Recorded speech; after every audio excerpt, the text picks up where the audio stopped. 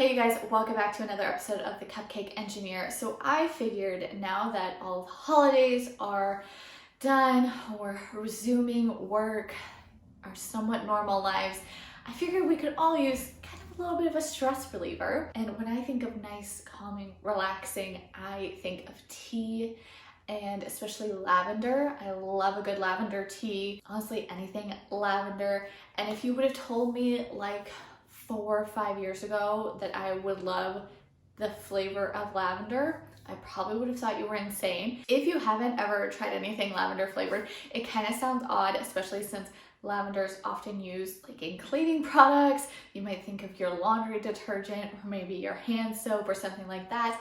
My first time trying lavender was actually a honey lavender ice cream from Salt and Straw in Portland, which is a fantastic ice cream shop.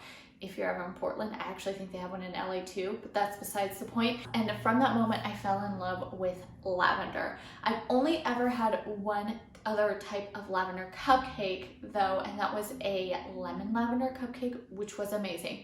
But I figured for this week, we would make a honey lavender cupcake. And I will put in the description below where I got the recipe from, so you can try it yourself if you would like to. So I actually had to order lavender off of Amazon because I could not find it locally and I was running out of time. So I bought it off of Amazon thinking I was gonna get this tiny little bag. Let me show you guys. This is the bag of lavender that I received. It's larger than my head. And this recipe uses 2 teaspoons of lavender. And I now have this gigantic bag of lavender. This is a lot of lavender. Like, apparently we're gonna be making a whole lot more lavender recipes now that I have this large bag of lavender.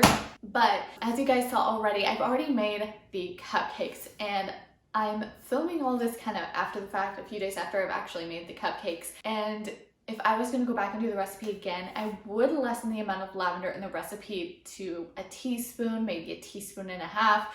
The 2 teaspoons, it's not overpowering, but it's definitely a strong flavor. So it depends on who you are making these cupcakes for. If it's for yourself or somebody else, you might want to tone down the lavender just a little bit. But the lavender is only in the cake batter. It's not in the frosting, which is a really delicious cream cheese honey lavender frosting. I think it's one of my favorite frostings that I've ever actually made. Oh, and this wouldn't be the Cupcake Engineer if we didn't do something extra with our cupcakes. So I thought it would be fun to create a little lavender bouquet with our lavender cupcakes, which doesn't necessarily fit in with the calming, relaxing tea kind of a theme that I'm going for, but I thought it would be really fun. I also just recently bought a Cricut and I wanted to put it to use. So I thought it would be fun to make a nice little paper flower bouquet that we could put our cupcakes on top of, which I think would be really beautiful for an event. If you have a bridal shower or maybe for Mother's Day, it'd be a really fun gift for somebody too.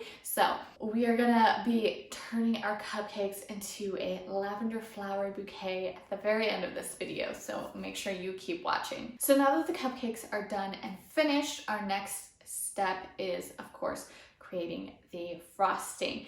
We're not doing anything extra fancy with this recipe. It's just the cupcake and the frosting. And the frosting's a cream cheese, honey frosting. And I was a little bit nervous because I've only made a cream cheese frosting one other time and I really struggled with it being too soft and holding its form. But this recipe, it worked out just fine for me. I had no problems piping with the consistency. Probably the best consistency I've ever gotten in the frosting. If you guys have been watching my videos, you know how much I struggle with the consistency of frosting, and I always make my frosting too thick. This one was perfect. This is exactly how you want your frosting to be. So once the frosting is made,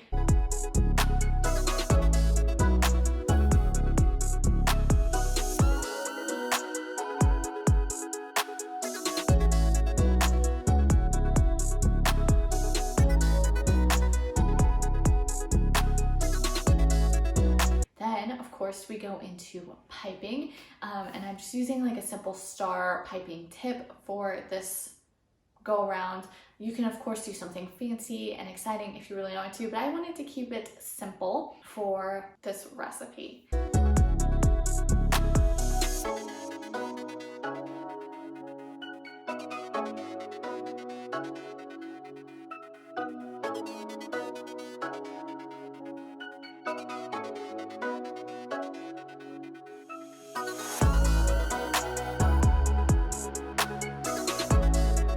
And again, the cupcakes themselves are super simple. So now the fun part of it is creating this bouquet, which I did use my Cricut to cut out these little flowers. I have an SVG file saved to the blog that I will put a link to below if you want to get a link to that so you can print some out for yourself. But all I used for the bouquet was a bucket. I just had one sitting around the house, so I used that. I used some of those, that like floral foam, and then skewers from a couple weeks ago when I attempted to make a gingerbread house with cupcakes that you guys did not see because that completely fell apart. And I just painted the skewers green, super simple. And then once I created the flowers and got them all cut, I just kind of bent the edges a little bit and stuck them on the skewer to create the nice little flower. And I did make some extra flowers to kind of add a little bit more dimension to it so it wasn't just all cupcakes on top.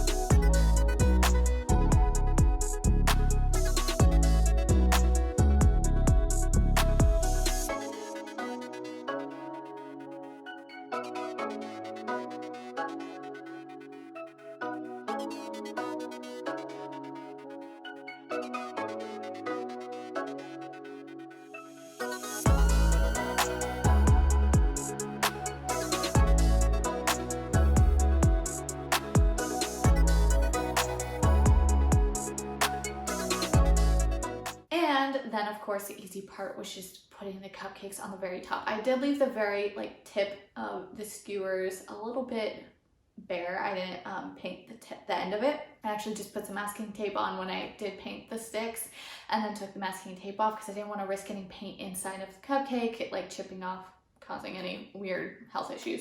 Not that it should, but just to be on the safe side. And then it was super easy. I just cut a little slit in the bottom of the cupcakes and stuck them on top of the skewers. And it turned out really well, I think. I was initially kind of hoping that the flowers themselves would kind of go up and around the cupcakes, and that's why I opted for mini cupcakes on this one, because large cupcakes would be huge and the flowers would have to be huge. But if I was to do this again, I might try making the flowers a little bit bigger or creating just like a special cupcake liner as well to go around the cupcake to give it more of like a lavender dimension at the top. Because right now it kind of looks like a lavender with just a cupcake on top, which wasn't necessarily what I was going for, but I still think it looks cool and pretty.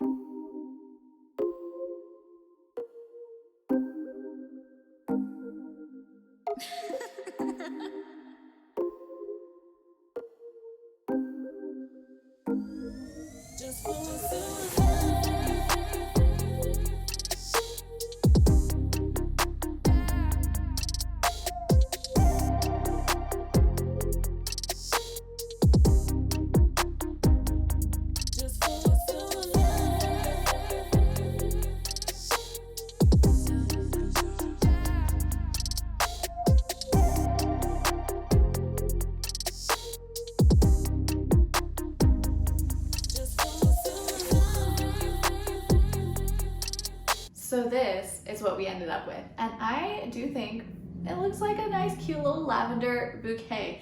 If I was to do this again, I would definitely put something in the bottom that's a little bit heavy, because right now with the cupcakes on top, it's a bit top heavy, so it's a bit wobbly when you set it down. It's a bit nerve-wracking. And I put some moss on top just to cover up the foam, but I would definitely do the moss first. I did the moss last, and it was just a total pain, and there's no need for it. Just put the moss on first and then put your skewers in, because it's not really going to get in the way anyway, and then it'll turn out really pretty. And this is something that you can do, and I also hope to do for other types of flowers, other types of cupcakes. People can do some really beautiful things with piping and really create different types of flowers. You can do daisies and sunflowers and roses. Roses are super common, so you could do a similar concept of this, but just with a different type of flower, which I will probably be trying later this year. So I hope that you guys enjoyed this week's cupcake creation. Next week I'm going to be trying something completely different, so make sure you subscribe so you don't miss out, and I will see you guys later. Thanks so much for watching. Bye.